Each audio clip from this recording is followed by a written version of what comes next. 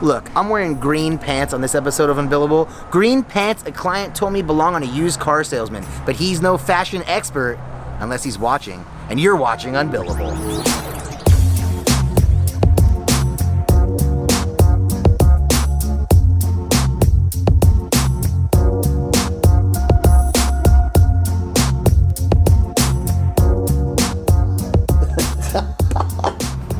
I hate this topic because part of being a lawyer is listening to people. And often what I'm listening to is people unjustifiably giving too much value to the opinions of others. My name is Amir Afsar. I'm a California licensed attorney. And while I might not fit traditional norms, hit that like button or subscribe. After all, who doesn't need an attorney as a friend?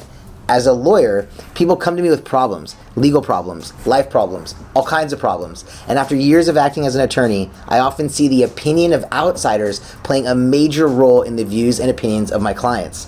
When someone says they are mean, the client questions their morals. When someone says they'll never make it, the client questions their potential for success. When someone says, "Are you sure you know what you're doing?" the client actually questions if they know what they're doing.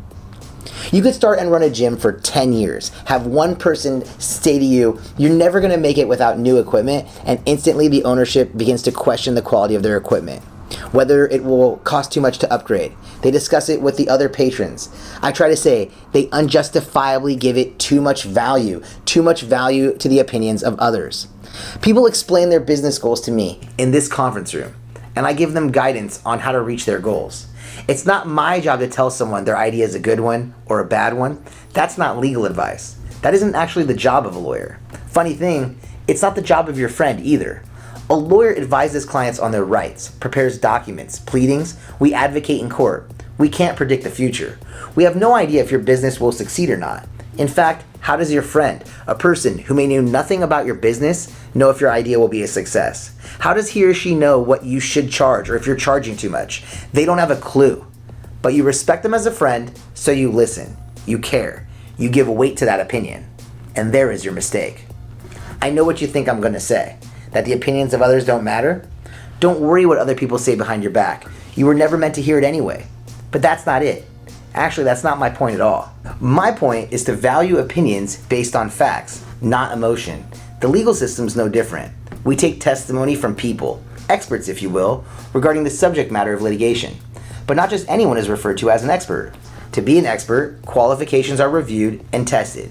It is only through the knowledge, skill, practical experience, training, education, or a combination of these factors that a person is qualified to testify as an expert. And I want you to apply those same principles to your sales, your business, your dreams. Look at the speaker, then value their opinion accordingly. If your mom is stayed at home taking care of you, she isn't an expert on costs of goods or what a fair price would be. On the other hand, if she's a doctor and you're considering a business in medical billing, listen to her closely. See, it's not the fact that she's your mom. It's how much she knows about your business. And that same thing goes for you. Don't just take every opinion to be correct.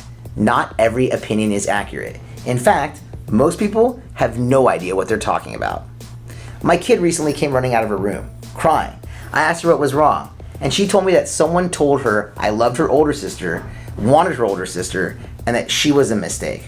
As you might imagine, she was really upset about that. How can I convince my daughter that what that person said is not true, that she's not a mistake? I probably can't. I mean, I can tell her she wasn't a mistake, but how can I truly convince her? So I don't. Instead, I attack the speaker. Who told you this? What do they know? Do they even know your name, my name, our family history? How could they be an expert on whether or not your existence was on purpose or a mistake? They can't. See, it's good to have a lawyer for a dad, and it's good to have a lawyer on your YouTube too. So click over there to subscribe and right down here for another episode with me, and I'll see you over there.